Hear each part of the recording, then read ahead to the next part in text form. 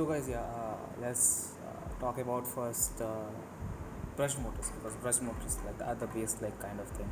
So brush motor brush motors, how do they rotate? So basically, you give DC, and when you give DC, they have brushes.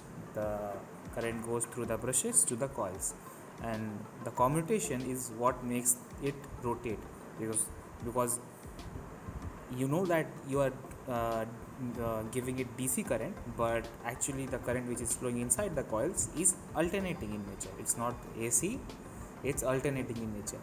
Remember this point. You can even Google this out. So yeah, it's alternating in nature, and same goes with brushless motors. So since they don't have brushes, so we use MOSFETs. These So basically this is my design. So these are the 6 MOSFETs. The one side of the MOSFETs are connected to the battery voltage, and the other side is connected to the ground. So that's why this is like 3 are on the high side, 3 are on the low side, because one is connected to the battery, one is connected to the ground. So uh, in brushless motors, we do electronic commutation using these 6 MOSFETs as switches. This is the microcontroller. It gets signal. That signal is basically our throttle value. The throttle value can be a PWM, can be D short, can be anything. So basically, it gets the throttle, and it makes the motor run. That's it. The firmware inside this microcontroller. The job of the microcontroller is only to rotate the motor. Okay, so it's just that. So basically, that's why the name comes like electronic speed controller. It just controls the speed of the motor. It's like it is designed to rotate the motor, but how will you control the speed? Give it throttle value, it will control the speed of the motor. And then, like, let's come to the PWM. Like, why the PWM thing is there? So here the PWM has different reason. So you must have seen that the PLLE has different kind of like 24 kilohertz of like running like PWM, then 48, 96, 116, 116, 100, I don't remember actually. So why is that? Was the significance? So the significance is the saturation current of the windings. What saturation current is? So these are the windings, right? These are the windings. So basically these are wires. That they will have some kind of resistance, right? So every wire can carry a limited amount of current through it, right? After a certain point, it won't be able to carry that much of current. So when you hit that saturation point, the saturation point of a BLDC motor is generally nothing but you are giving it more power, like VI, voltage multiplied by current, that's power.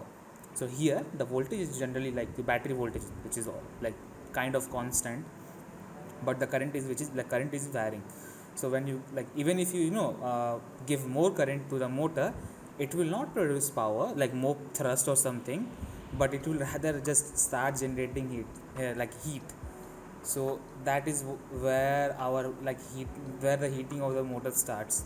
So it's just that at saturation point, if you go if you try to operate a motor above the saturation point, you will just generate heat. So that, like, this is like, that's why we have PWM, which is being given to the MOSFETs enable to drive the yeah. So that's that.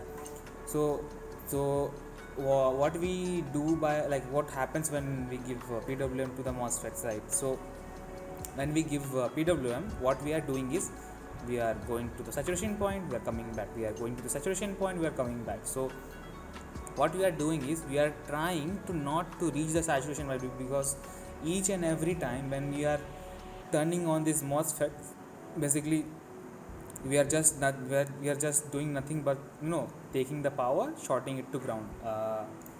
As you might notice from this, let me just open the chart again. The more simpler one, where is it, yeah, this one. So this is the battery voltage, this is the MOSFET, turns on, goes to the coil, shots to ground. So basically it's the dead shot to ground. So like what happens when you shot something to ground? Basically it burns. So if you stay at the saturation point for too long, the windings will heat and eventually they will burn. So that's why you need to do PWM with these MOSFETs. So the higher the PWM frequency, the lesser the heat obviously, but you will also lose a little bit of power. That power is not very significant, but it is generally used to marketize people. That's how business works. So let's not go into that. So I think this should be it. Let me know if you have any questions and any like kind of explanation if you need. Yeah.